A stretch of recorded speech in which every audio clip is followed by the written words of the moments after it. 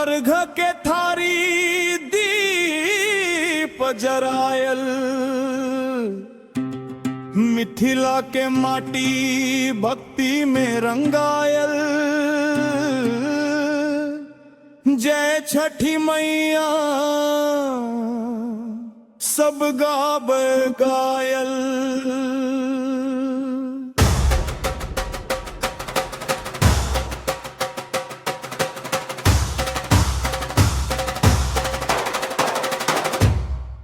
छठी मैया आयल घाट सजायल, अर्घ के थारी दीप जरायल।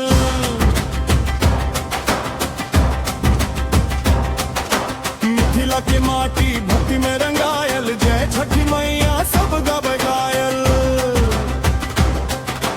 जय छठी मैया, जय छठी मैया, जय छठी मैया, जय छठी मैया, जय छठी मैया, जय छठी मैया, जय छठी मैया।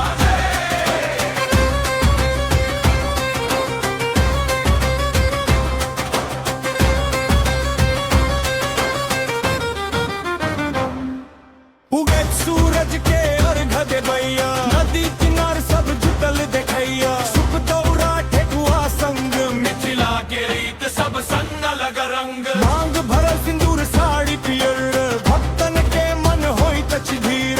4 दिन के तप कठिन उपवास, छठी मैया देती सुख समृद्धि खास।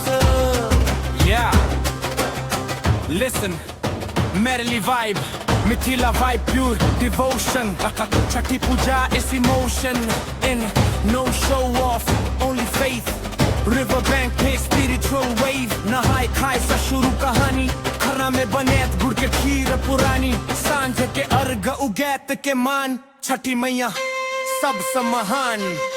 छठी मैया आयल घाट सजायल, अर्घ के थारी दीप जरायल। मिथिला के माटी भक्ति में रंगायल, जय छठी मैया सब गब गायल। छठी मैया आयल घाट सजायल, अर्घ के थारी दीप जरायल। मिथिला के माटी भक्ति में रंगायल, जय छठी मैया सब गब गायल। जय छठी मैया, जय छठी मैया, जय छठी मैया, जय छठी मैया, जय छठी मैया, जय छठी मैया, जय छठी मैया।